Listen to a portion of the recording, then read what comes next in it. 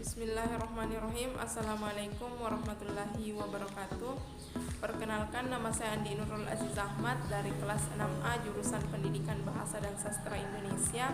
Baik, di sini saya akan mereview 6 poin materi dari strategi pembelajaran yang merupakan tugas pengganti final pada mata kuliah strategi pembelajaran yang diampu oleh Ibu dosen Dr. Marwia Falah, MPD. Baik, yang keenam poin tersebut yaitu yang pertama, bagaimana konsep, model, pendekatan, metode, teknik, dan strategi pembelajaran. Yaitu selanjutnya poin kedua yaitu ciri pembelajaran abad 21 meliputi HOTS, 4C, dan TPACK. Selanjutnya yang ketiga yaitu prosedur umum pembelajaran, membuka, inti, dan penutup. Selanjutnya yang keempat yaitu hubungan media, materi, evaluasi dengan tujuan pembelajaran. Selanjutnya yang kelima yaitu bagaimana jenis dan bentuk penilaian serta keunggulan dan kelemahannya. Selanjutnya poin terakhir yaitu poin keenam, bagaimana menentukan RTL atau rencana tindak lanjut setelah mengetahui hasil penilaian. Baik, saya akan membahas poin pertama dulu, yaitu apa itu model pembelajaran, apa itu pendekatan pembelajaran, strategi pembelajaran, metode, serta teknik pembelajaran. Yang pertama yaitu model pembelajaran. Nah, model pembelajaran ini adalah bentuk pembelajaran yang tergambar dari awal sampai akhir pembelajaran. Artinya, model ini ibarat sebuah payung yang mewadahi konsep selanjutnya seperti pendekatan, strategi, metode, dan teknik. Kemudian yang kedua yaitu pendekatan. Pendekatan ini adalah ibarat titik tumpu atau titik acuan pandangan kita terhadap proses pembelajaran, tetapi pandangan ini masih bersifat umum yang di dalamnya mewadahi, menguatkan, dan menginspirasi. Selanjutnya yang ketiga yaitu strategi pembelajaran. Nah, strategi pembelajaran ini adalah bentuk pembelajaran yang harus dilakukan oleh seorang guru dan siswa untuk mencapai tujuan pembelajaran yang efektif, efisien, dan terencana. Selanjutnya yaitu metode pembelajaran. Nah, metode pembelajaran ini adalah bagaimana seorang guru memilih metode pembelajaran yang tepat sesuai dengan tujuan pembelajaran yang telah ditentukan atau dipaparkan kepada siswa. Selanjutnya yaitu teknik pembelajaran. Nah, teknik pembelajaran ini adalah bentuk pengimplementasian terhadap metode pembelajaran. Artinya kita mengimplementasikan metode pembelajaran yang telah dipilihkan terhadap materi pembelajaran. Selanjutnya poin yang kedua yaitu ciri pembelajaran abad 21 meliputi 4C, HOTS, dan TPACK. Yang pertama yaitu ciri pembelajaran abad 21 meliputi 4C. Yang pertama yaitu creativity atau kemampuan berpikir secara kreatif.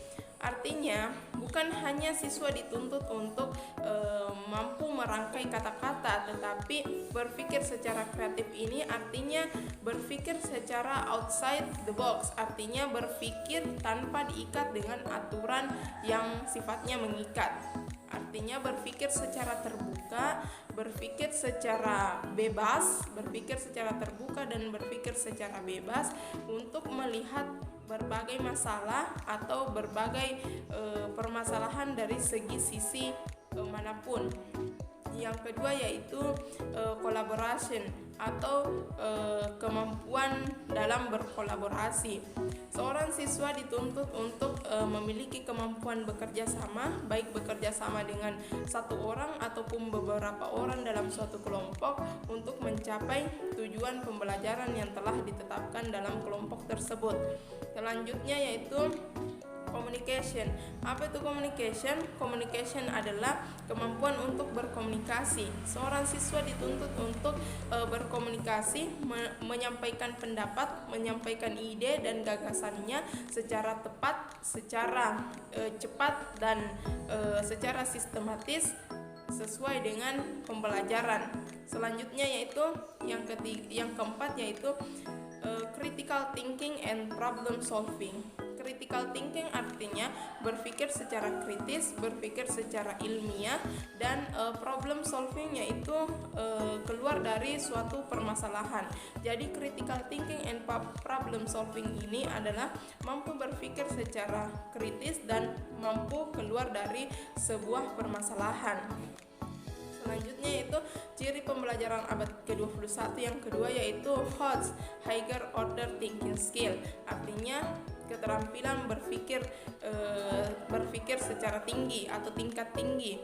Artinya seorang siswa dituntut untuk berpikir secara tinggi, berpikir secara kritis, berpikir secara logis, dan berpikir secara ilmiah sesuai dengan materi pelajaran. Selanjutnya yaitu TPACK, Technological, Pedagogical, Content and Knowledge. Artinya TPACK ini adalah kemampuan guru memadukan suatu pengetahuan bahan ajar dengan pedagogik dan dengan teknologi informasi dan komunikasi atau biasa disebut dengan istilah TIK. Ketiga perpaduan ini dipadukan dengan istilah TPACK. Baik, selanjutnya poin ketiga yaitu prosedural, membuka, inti, dan menutup pembelajaran. Yang pertama yaitu prosedur membuka pembelajaran. Ada beberapa tahapan yang harus dilalui oleh seorang guru dalam membuka pembelajaran. Yang pertama yaitu menyapa siswa dengan semangat. Guru harus menyapa siswa dengan semangat agar siswanya juga ikut semangat, seperti memberikan salam dan menanyakan kabar kepada siswa. Yang kedua yaitu menarik perhatian siswa. Nah, bagaimana seorang guru menarik perhatian siswanya?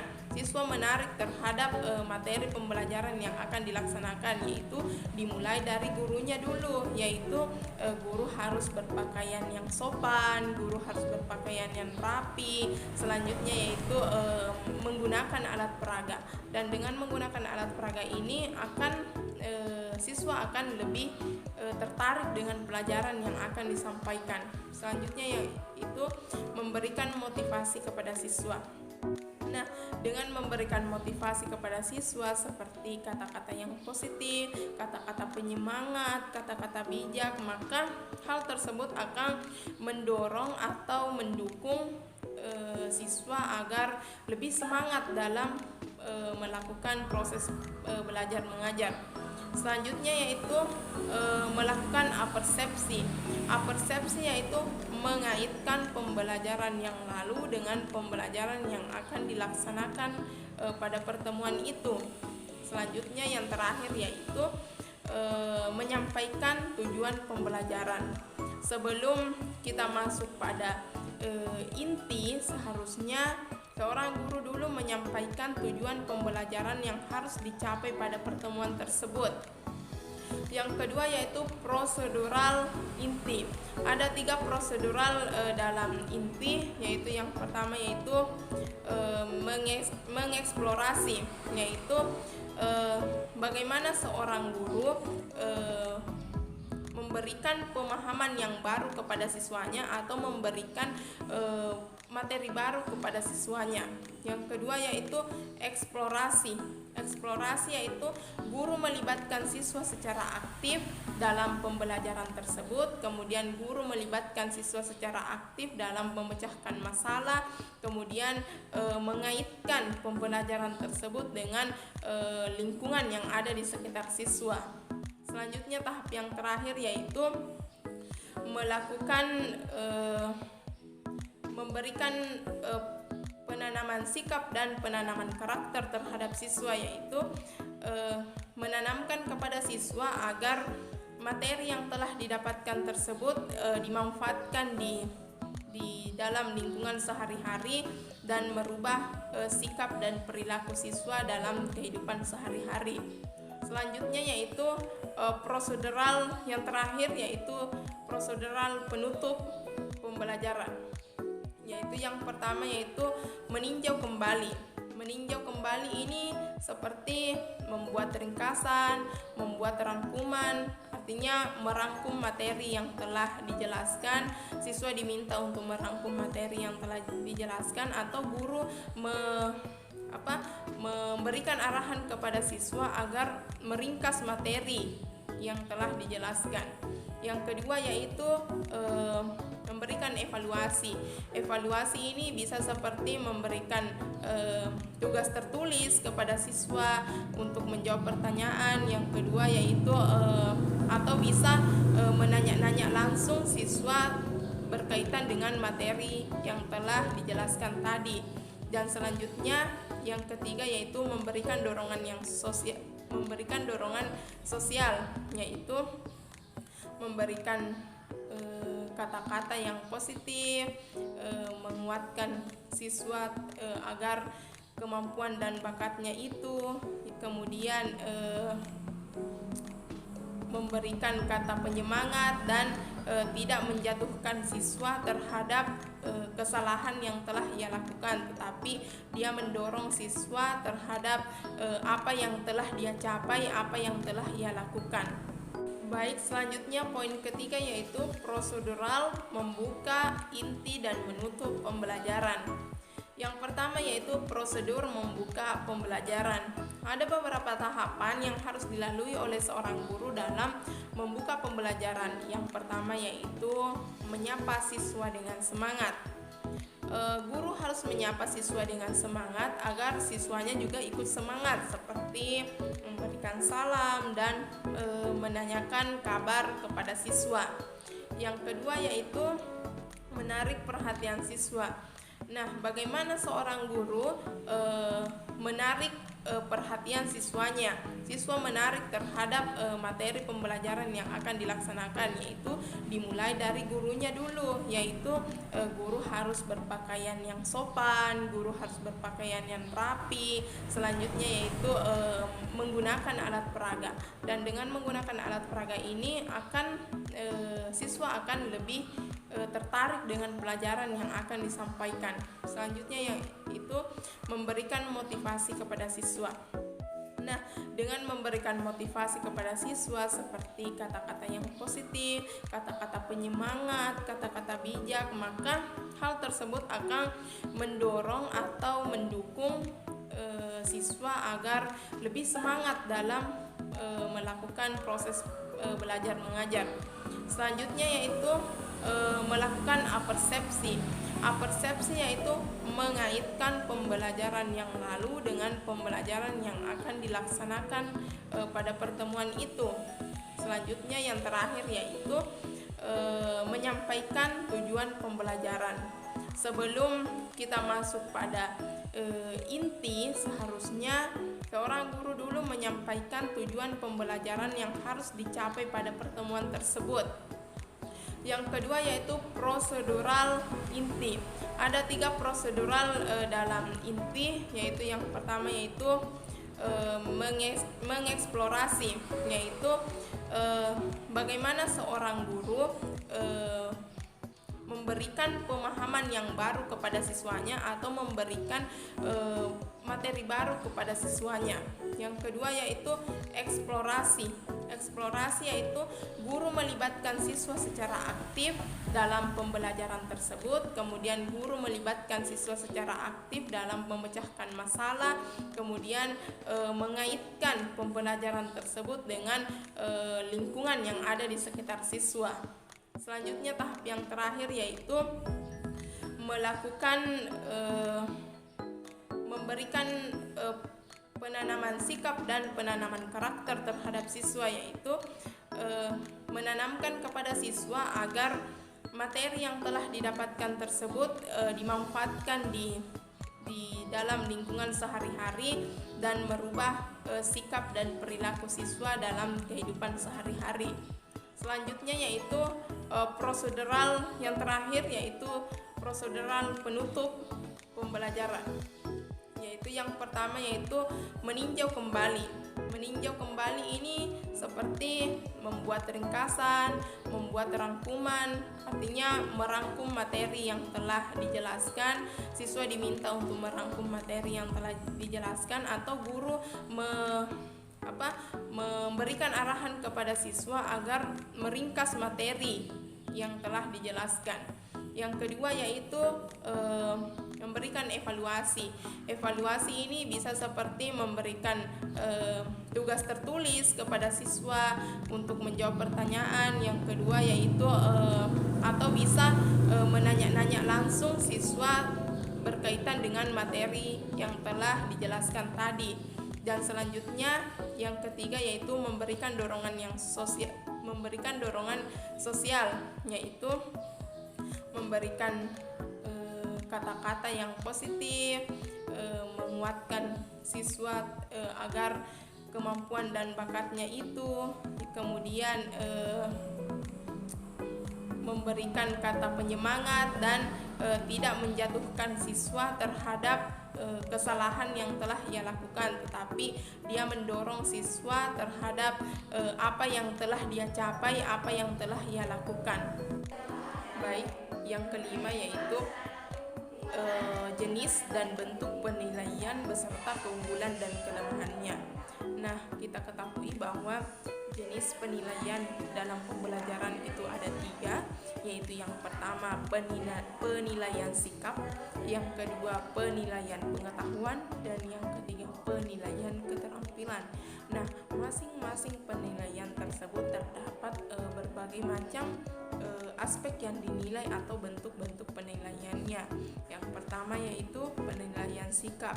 Yang dinilai dari bentuk penilaian sikap yaitu sikap jujur, disiplin, tanggung jawab, toleransi, menghargai sesama manusia atau sesama teman, rajin beribadah, dan lain-lain. Dalam penilaian sikap ini tentunya memiliki kelebihan dan kekurangan. Kelebihan dari penilaian sikap itu yaitu dapat mengetahui kelebihan dan kekurangan pada diri masing-masing siswa. Yang kedua yaitu termotivasi untuk terus berbuat jujur dan melihat permasalahan dari segi manapun. Yang ketiga yaitu termotivasi untuk selalu tidak berbuat masalah, karena hal tersebut akan dinilai oleh seorang guru.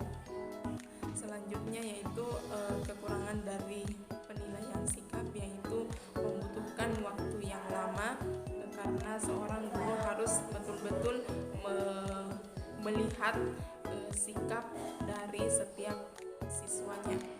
Selanjutnya yaitu penilaian kedua, yaitu penilaian pengetahuan. Nah, penilaian pengetahuan ini terdiri dari berbagai macam jenis penilaian atau bentuk penilaian. Yang pertama yaitu tes tertulis, di mana dalam tes tertulis tersebut ada benar salah, ada menjodohkan, ada pilihan ganda, ada tes uraian, dan yang kedua yaitu tes lisan, yaitu sistem tanya jawab yang dilakukan oleh guru kepada siswa. Nah, dalam tes tertulis tentunya memiliki kelebihan dan kekurangan, seperti pada tes tertulis uraian. Kelebihannya itu lebih mudah dalam mengembangkan dan memancing siswa untuk berpikir kritis.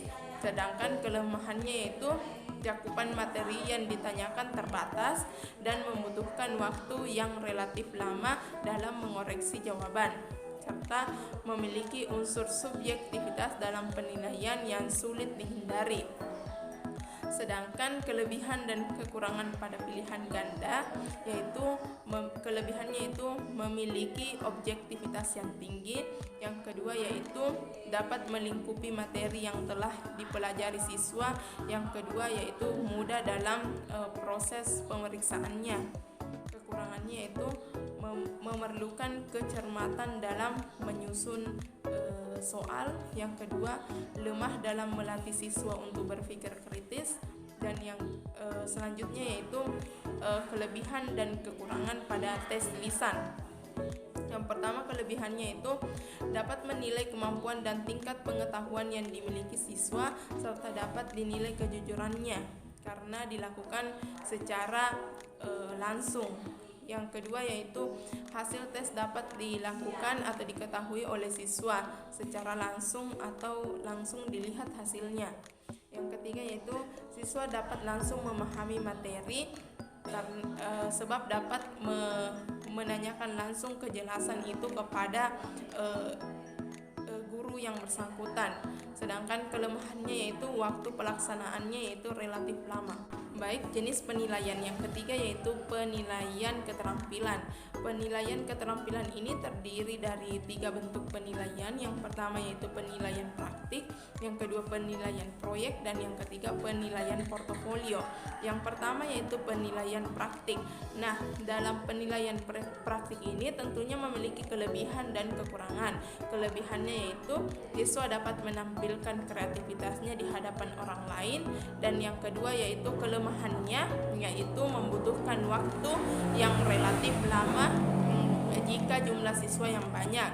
Yang kedua yaitu seorang guru harus betul-betul jeli melihat keterampilan siswanya sehingga dinilai secara objektif. Yang kedua yaitu penilaian proyek.